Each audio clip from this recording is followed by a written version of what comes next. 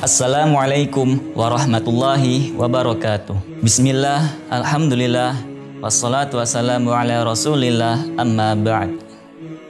Alhamdulillah, kita pada hari ini telah memasuki bulan puasa pada hari yang ketiga. Bagaimana puasanya pemirsa yang budiman?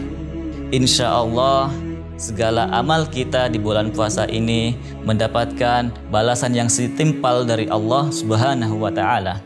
Pada hari ini kita akan membahas apa saja hal-hal yang akan membatalkan puasa. Bahwasanya ada 9 hal yang menyebabkan puasa kita batal. Yang pertama adalah memasukkan sesuatu ke lubang yang 5. Yang kedua adalah muntah dengan sengaja. Yang ketiga adalah keluar mani dengan sengaja. Yang keempat adalah bersenggama. Yang kelima haid. Yang keenam nifas. Yang ketujuh melahirkan. Yang kedelapan murtad. Yang kesembilan hilang akal. Kita akan membahas lebih jauh tentang poin nomor 1, yaitu memasukkan sesuatu ke lubang yang 5. Yang pertama, lubang mulut. Yang kedua, lubang hidung. Yang ketiga, lubang telinga. Yang keempat, lubang buang air kecil. Yang kelima, lubang buang air besar. Yang dimaksudkan memasukkan sesuatu ke dalam lubang mulut adalah menelannya. Jadi jika kita memasukkan sesuatu ke mulut kita namun tidak ditelan, maka tidak batal. Sebagai contoh, kita memasukkan permen ke mulut kita, maka ludah kita akan tercampuri dengan rasa-rasa atau unsur-unsur dari permen tersebut. Ketika kita telan ludah itu, itulah yang akan membatalkan puasa. Yang kedua, lubang hidung. Bukan berarti kita tidak boleh ngupil, tetapi kita tidak boleh memasukkan sesuatu sampai berlebihan.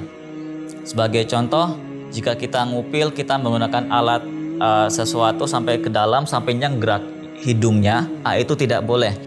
Jika kita mengupil, maka kita menggunakan jari kelingking kira-kira setengah ruas dari jari kelingking. Selanjutnya, lubang telinga. Memasukkan sesuatu ke lubang telinga dibagi menjadi 2. Lubang telinga bagian dalam dan lubang telinga bagian luar. Bagian luar dari lubang telinga adalah segala bagian lubang telinga yang bisa dimasukkan oleh jari kelingking. Sehingga jika kita memasukkan seperti ini, itu tidak batal karena itu bagian luar. Jika kita memasukkan sesuatu seperti cotton buds dan menjangkau bagian telinga yang dalam, maka itu menurut pendapat salah satu dari kalangan Syafi'i batal. Yang keempat, memasukkan sesuatu dari lubang buang air kecil.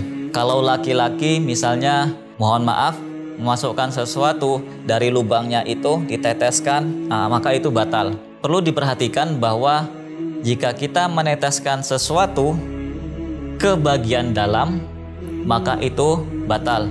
Sebagai contoh, jika kita meneteskan obat keputihan, maka itu akan batal. Yang kelima adalah memasukkan sesuatu ke lubang buang air besar. Maka di sini bukan berarti kita tidak boleh istinja ya. Yang dituntunkan oleh agama kita adalah membersihkannya dengan perut jari tangan kiri, dan itu bukan satu jari dan tidak bengkok, jadi tidak masuk, hanya bagian luarnya.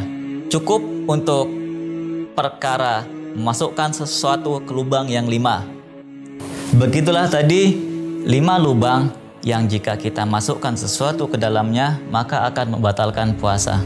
Saya akhiri. Wallahu muwaffiq ila aqwamit thoriq. Assalamualaikum warahmatullahi wabarakatuh.